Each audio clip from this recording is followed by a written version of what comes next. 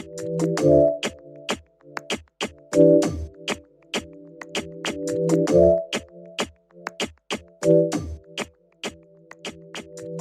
people that it is going to be okay. It is going to be okay. Like, yeah. Look at all the shit we've been through and we're still okay. So why can I tap into that? And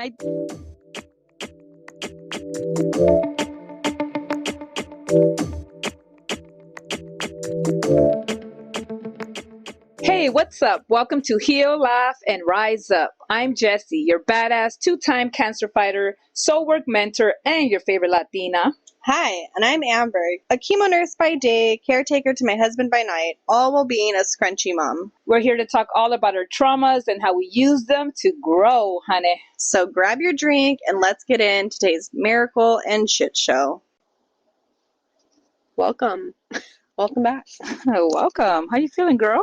How am I feeling? You always ask me. You're so sweet. We always got to check in. I'm checking in. I'm going to check in with you today. I'm feeling really good today. That's good. Physically, maybe not as much. Yeah? Yeah. The heat's not helping? No, I love the heat. I thought it usually helps. It helps my pain, my achy bones, but I feel a little tired. Yeah. Because it's Monday, maybe. Fucking Mondays. Every day feels like Monday. Body-wise. Body-wise. I saw something online that it said, oh gosh, I wish I can remember. It said, remember when you can sleep without turning now at this age? I have to. You have to. Yeah, it's like the pressure off those joints. Yes. Oh, and then you grunt as you turn. It's like you're cooking. What's something that you cook? You got to move like around. Like a rotisserie. There you go. Yeah. When did we become? Are you a rotisserie chicken? I'm a rotisserie chicken. Really? Yeah, it's so weird, huh? Mm-hmm. To the point that, like, when I first brought Mackenzie home, like, I would turn her because I thought she needed it. You would? Yeah. Why? I would be worried about her little joints or her little arm, because they're all twisted and shit when they sleep. Yeah, or her skin breakdown. Oh my God, my head. But all these things you think about that you think that they need. Yeah, no, this fucking kid doesn't care. Babies sleep with all like their head, their legs over their head. Like their arm's gonna break off. They have no joints. With their face just down. Yeah. Their neck's gonna hurt. They don't care. They don't wake up caring. Take us back to that day. We're babies. We could just sleep anyway. Oh, things you have to do as you age.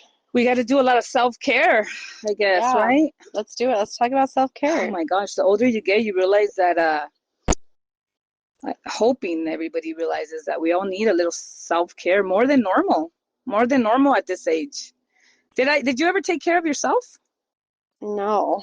Yeah. Okay. Why don't we say really quickly, what was ways of taking care of yourself when you were in your 20s? In my 20s? Putting on lipstick, wearing the cute outfit. Yeah. Driving the car, the nice car, having a car wash. Feeling good. When you're driving down, guys looking at you, not just guys, but that's self-care. Yeah, my self-care wasn't drink enough water today. Yeah. That's what I focus on. Or take your vitamins. Yeah.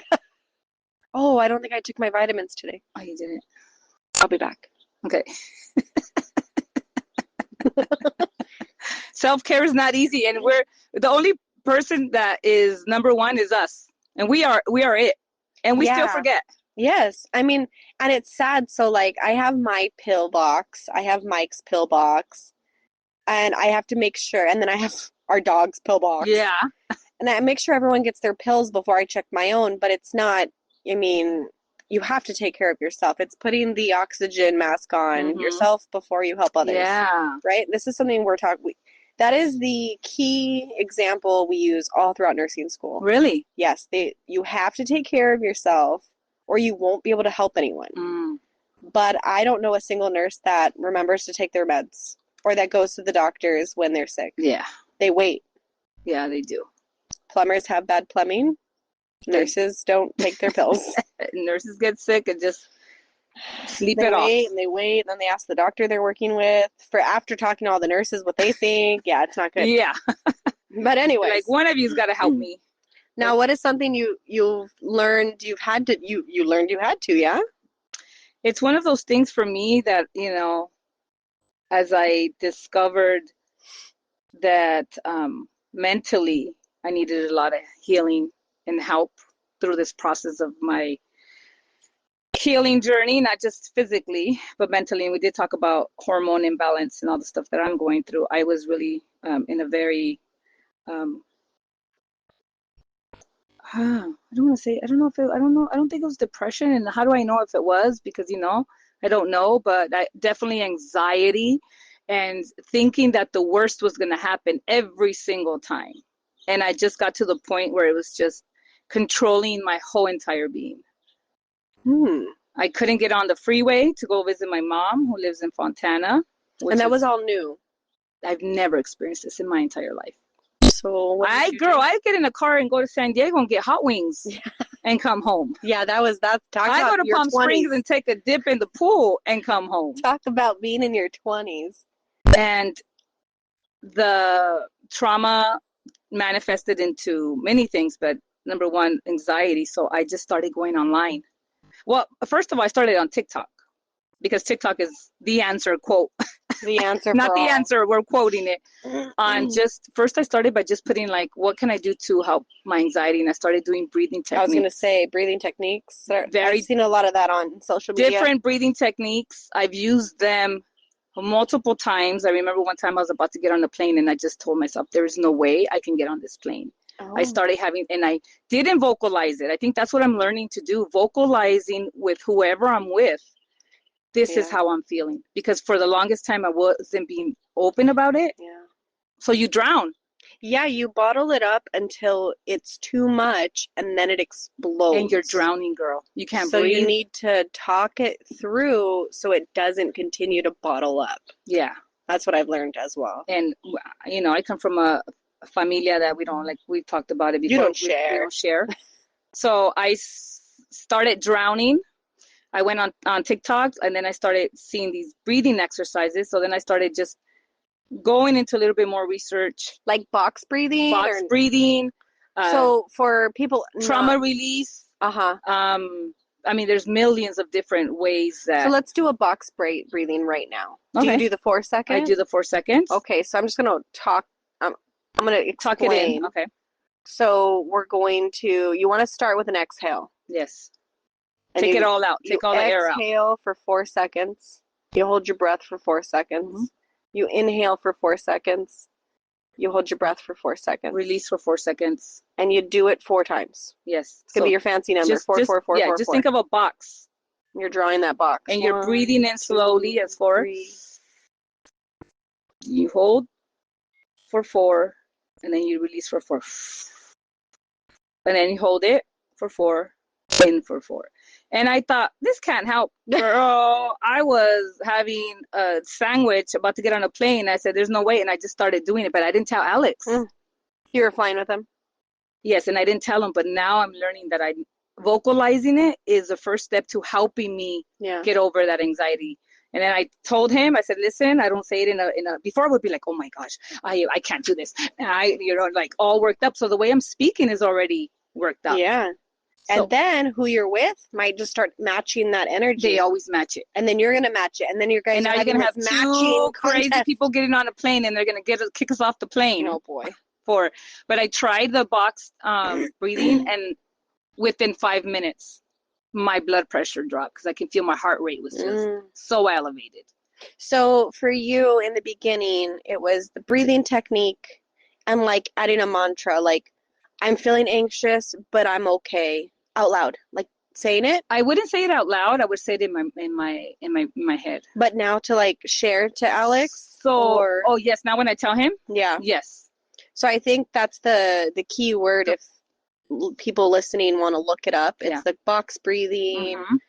What did you say? Trauma release? Trauma release. I don't remember how it goes because I have a bad memory, but I did a trauma release. If you look up trauma release breathing. And then just finding the mantra that works for you. Yeah. For me, one of the things that I really started doing also is every night, and I still do it. I try to do it every night and every morning. I do put I go on YouTube and I'll put sometimes it's faith-based, it's scriptures from the Bible that they're just the guy, someone's reading them. to you, and it's like 3 hours long. So I put it on the TV, but I can't lower the TV's brightness because it doesn't go all the way Oh, down. yeah. So I put a sabana, a sheet over my. Okay. I put a sheet. I was telling some of my That's one friends way to do it. Yeah, I think I told my cousin or somebody, like, try this, put it on, put a sheet over if yours doesn't. But I'll listen to positive affirmations as I'm going to sleep. I also do it. This morning I was feeling a little anxious. I do listen to it as I'm getting ready for work or as I'm driving into work. I do listen to positive affirmations. I guess it's all whatever feels good for you. For me, one of the things that I like to repeat in my head when I'm feeling a little anxious is I say, God loves me. God loves me. God loves me. God, and I just repeat that over and over and over. Do you try to get yourself to slow down saying it, or you just do it? I don't go like, God loves me. God loves me. God loves me. I know, but Oh, if is that you're what you like mean? Like, anxious, like, do you purposely go, okay, now I need to slow down, like, God loves I me, God loves purposely me. have to check in first and Mhm. say what you're thinking. Because before I didn't think this. Before I'm thinking, well, I'm going to get in this car and something bad is going to happen. Yeah. Guaranteed. So that was my thought. Yeah. So my feeling in my body, it manifests into something physical. Oh, yeah. It becomes a physiological response. Right. Yeah.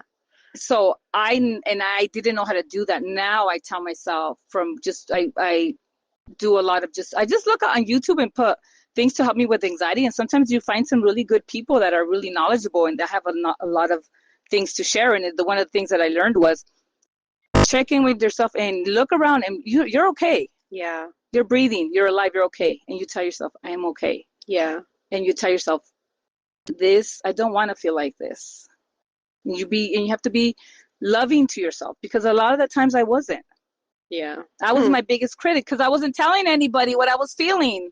So I was mad at myself. Yeah. You know? But then were you also mad, like, why am I even acting this way? Yes. You would get mad at yourself and just talk shit to yourself. Yeah, which made it worse. It doesn't help. It doesn't. I know. I experienced very similar things.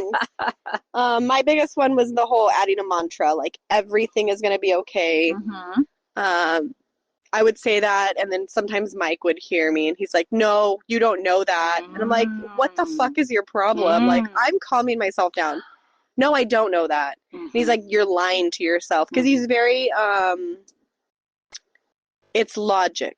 Yes. And you don't know the future. Yeah. So why lie to yourself? That's not how we want to be. Yeah. And I told him, I don't think of it as lying to myself. Mm-hmm.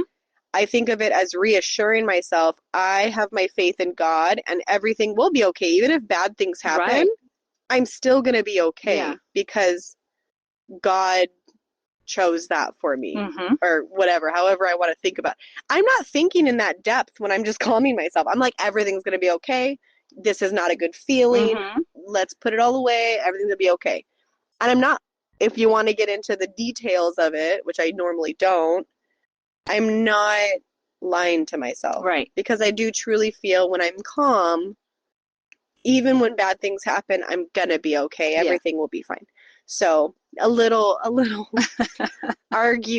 issue that I get sometimes with people who don't understand it. But that's kind of my go-to. Or even if in my head I'm like, you dumbass, you don't know the future. Like if I'm going to say that to myself and it's not Mike telling me that I don't know and that I'm a liar.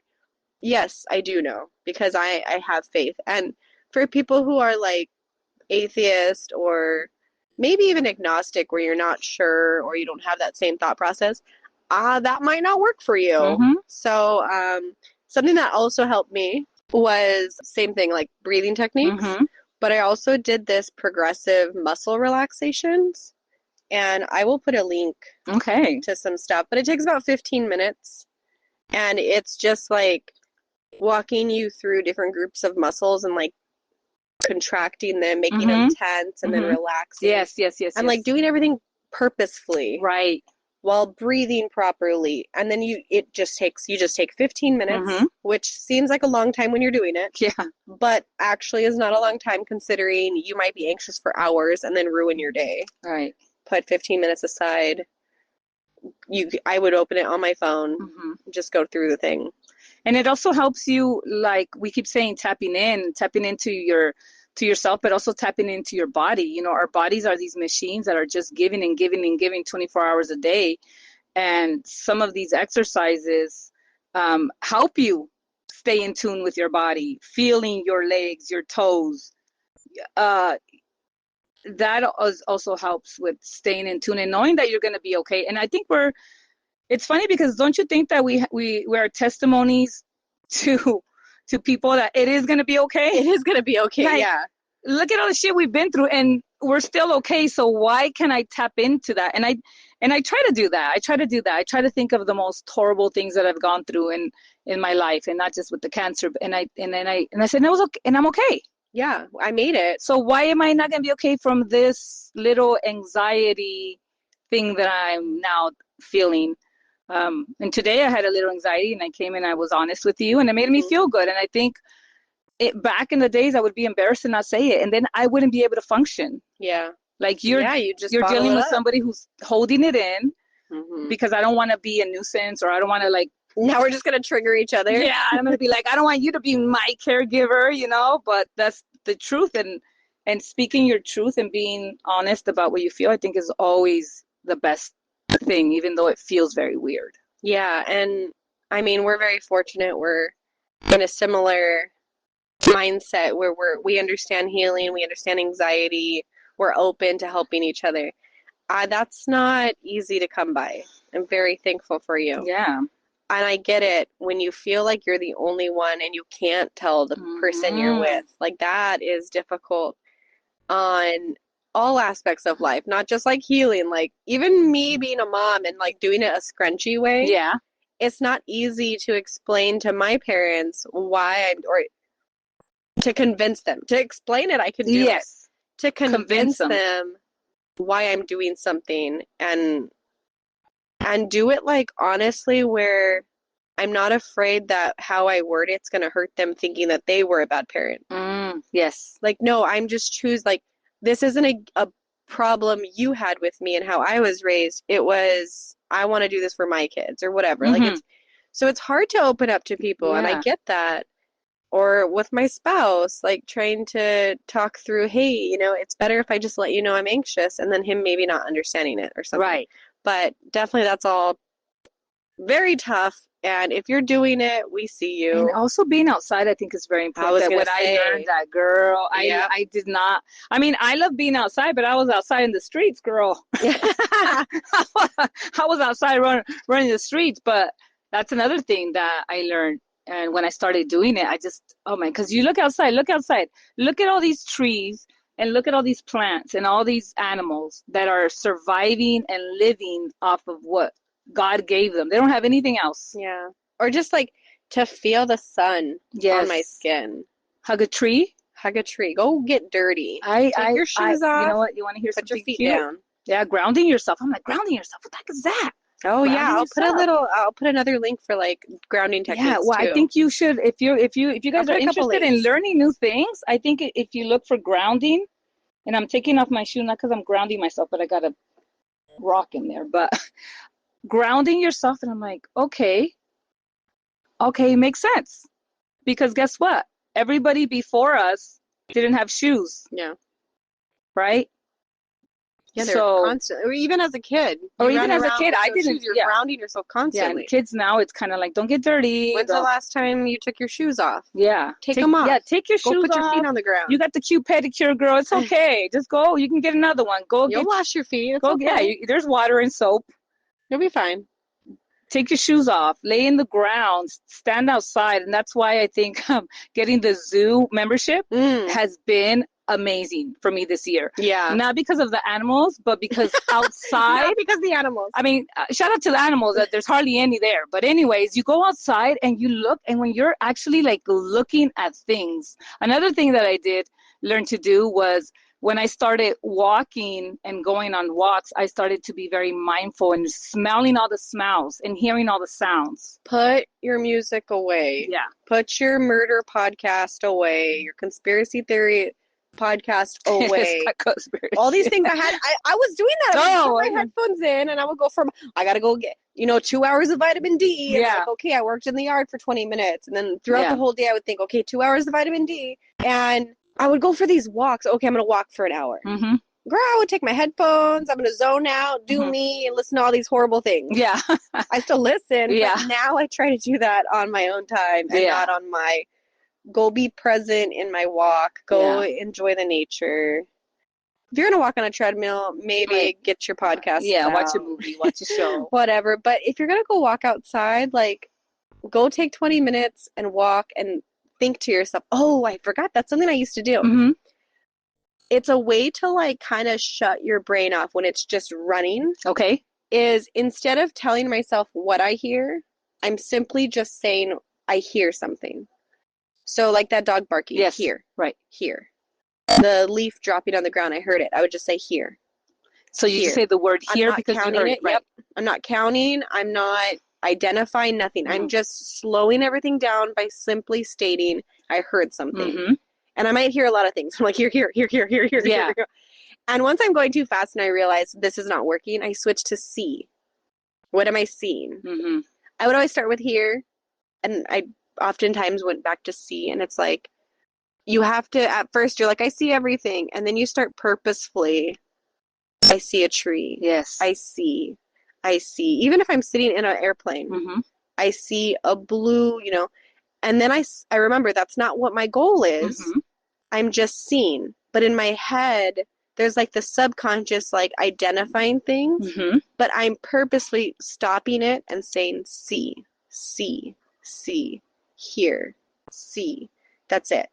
And it would really slow down my, rat race brain. Yeah. That was helpful. That is very helpful. I learned that last year also. Same as you, being mindful and being present, which is something very hard to do because we're not taught to be present. We're here, but we're thinking about what are we going to cook for dinner, or what the hell, like what's going to happen next week or whatever. And so when I would go on walks, I would look at all the flowers and I would look at the tree, like this tree right now, it's purple flowers. And then, so I'm actually not just walking, la, la, la. I'm like, okay, purple flowers. Or like, I smell bacon. La, la, la, la, la. Like, that's how I usually walk, girl. La, la, la, la, la, with no headphones. Yeah. Like, moving my arms up and down. All jolly and shit. This I bitch. want to kill everybody. I'm dying inside. No, but it's like, okay, I smell bacon, or I smell this. And I remember, I don't know if I told you this, I went for a walk with one of my girlfriends one time, and I was like, do you smell that? It's like, I think it was gardenia or like one of those beautiful flowers. Or like, no, I don't smell anything. You're not smelling it because you're not present. You're thinking about whatever. So that one I've practiced, and I've mastered it pretty good to where like right now when we were talking and you heard that dog barking, I also heard it. Yeah. Like I can hear things when I'm speaking to you because I'm present and I'm aware of my surroundings, which is pretty cool. Which is amazing. I don't think I was this in tune before. Being in tune is something that has really definitely is new to me. So I've never been in tune. And what does that mean? Being in tune? Being in tune just means that you're aware of the present moment without letting your brain, like we said, carry these horrible stories that you think is going to happen. But I'm not perfect, and it happens a lot still to me. Yeah. But I'm trying. Something I found, like when you're going through survival mode, like in it, like in the depth of it, you haven't stopped to breathe. Like you're relying on this autonomic nervous system to just do. It's the things that you don't have to think. You don't think I need to breathe right now. It's just your body's going to do it. I need to make sure my heart is beating. Yeah. Like, you don't have control. You're not, that's just happening. You rely wholeheartedly on this system in your body to do its job because you're not doing shit. Girl. You're just surviving. Yeah. And I learned that as you come out of that, or as it becomes a routine, if it's like a long-term thing, it's not like a bear is attacking me. Right. It's more like I'm going to chemo treatment. Mm-hmm. I see this with patients. Yeah. They come in, and by like their third or fourth time, it's not so intense. Yes. Right? It's become this routine. They know what to expect a little more, blah, blah, blah. But you are still in survival mode where your mindset is, I'm going to do chemo today. Mhm. Yesterday I had to get my groceries. Today's chemo. Tomorrow's rest. And then I need to make sure I drink this much water. And you're knocking off tasks. Mhm. You just have a list of Yeah, you're tasks just going down the list. and you're not present and you're just surviving. And it's like, even though my task right now is to sit in a chair and receive chemo, Mhm. I made it. I'm sitting down. The IV's in my chest, my arm, my leg, whatever. I've marked that off in my head. And now I'm thinking, okay, when I leave here, what's my next task? What else can I mark off Yes. the list? That's all you're doing. Mhm. And the more and more you do it, you get better at that. Mhm. But then you forget how to be present. And that's something that I want to help fix. Yeah. Because I've been there. It wasn't chemo, but I was there. Right. And I'm still often there. But I think that would be a nice goal because I can't take cancer away. I can't stop these things. No, and be aware of the things you can. I think once you start seeing the difference in the change of when you can really almost turn off that little inside person that lives in your head, Oh, the rent-free roommate that nobody invited. yeah. But I always tell, you know what I tell people? Take a shower. You don't think you have a roommate in there? Take a shower.